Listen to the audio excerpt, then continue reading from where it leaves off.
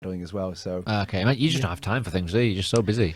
yeah, and I think keeping Also, because your job is your passion, it doesn't make that much difference to you. It's y- not. It's like some people have their job where it's a bit of a slog, so they would want time for their hobbies. yeah. Technically, your job is your hobby. Yeah, exactly Which that. is, And you're very fortunate. it's funny because sometimes I'll finish work and people are like, "Oh, what are you doing now, Chris? Are you going home?" And I'm like, "I'm actually going to put my kit back on. I'm going to go on the water for a paddle."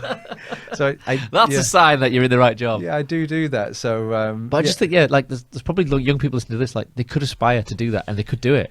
But some yeah. people just like don't think that they could do it, or they don't realize that it's possible. Yeah, and I think that going back to what I said a while back about like having a backup career and thinking about like what I was going to do if this didn't work out, because I didn't know it was going to lead here, and I didn't know if it was going to work out at all. But I realized that just being passionate about something Yeah, is really important. it's something that you should dive into. Yeah, and just being enthusiastic about it, and if what you're enthusiastic about changes, then that's okay. But like I think it's Roald Dahl said, don't be lukewarm about something. Be like really Yeah. passionate about it. That's good. And I like I that. know I've misquoted him a little bit there, but that's the emphasis of the quote, that you've got to be fully into it. And I hope that people, if they didn't realize this was a career but it could be something for them, then they consider it as well. And it doesn't have to be coaching. It could be working at a local activity centre.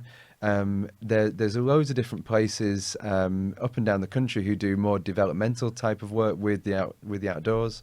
So there's loads of avenues for people to be an outdoor instructor and go out and do that sort of thing. Yeah, I'm an accidental paddleboarder. 2 years ago, I'd never been on the water in my life. Right. Yeah, and I just did the level 1, loved it. Didn't know I'd never done any coaching ever, and then I just took to it. Yeah, great. So it's just And you never know where those things will lead, do exactly. you? You never know I never where would it'll even lead. considered it. Yeah. Never even thought it was a possibility, and now I do it for a job. Yeah. It's just crazy. But that's the thing. You got to try these things. Absolutely. Like just my one of my key philosophies in how I live my life is just saying yes to opportunity. Yeah. So if it looks good and it feels good and it might be a bit unusual or a bit scary or you're not sure, just go for it. Just try it out. Like As I've got older, I like being out of my comfort zone. yeah. I like a challenge. I just Yeah. like to try different things. There's a lot When I of was learning that younger, happens there. there was a lot of a battle to get me to try things, but now I fully embrace stuff like that. Yeah, and I really And I'm happy for I it. think it's a great mindset. I really do think it's a great mindset because it's very easy to sit and go, oh, I might not do that because I might not be good enough or I might not enjoy it, but you also might be good enough and you might really enjoy it. So people should just try Either it way, out. you're going to learn something Yeah, totally. about yourself or about what you're capable of or not capable of. But yeah, people should just try it. Yeah. But it's like people's career in general. Like I think university is quite a high pressure. How are you supposed to know what you want to do at that age? Oh, If you're 19 or 18 thinking about uni, you're going to dedicate the next 3 years of your life studying something. How do you know? that is one of the sort of banes of my life, really, is that I've always felt really frustrated by the idea that at 14, 15, I would know what it is that I'm gonna do. What do you want to be when you grow up? Yeah, Don't know. I haven't tried many things yet. I'm only 14. yeah. When I was a kid, people would say, "What do you want to do when you grow up?" And I'd say, "Magician." Like, people would laugh at the concept of that being a career, but it sounds great. Like if you does. could choose, what would you do? I'd be a Yeah. magician. That'd be great. And my dad's a musician, so people thought I was saying it wrong, but I did want to be a magician.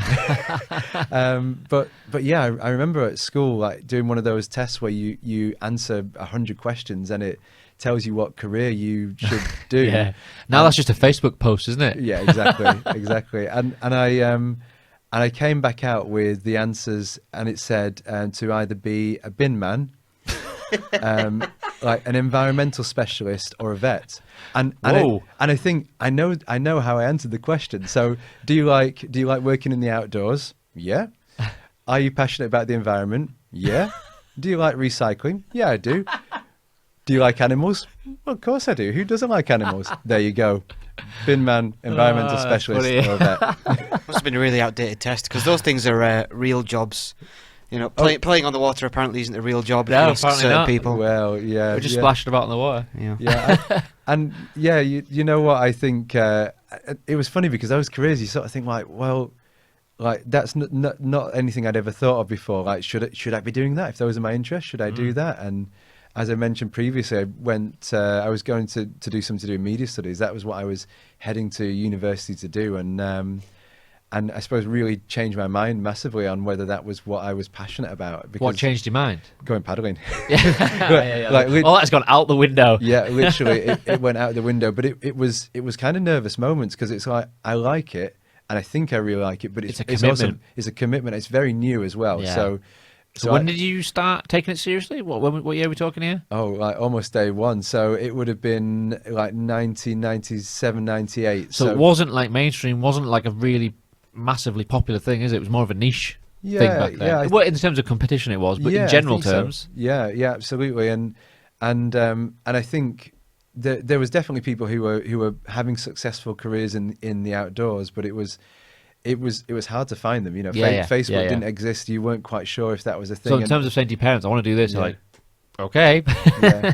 I was quite fortunate that my uncle had worked quite a lot in the outdoors as well. So I suppose he had an avenue to the idea that was possible to do that kind of career.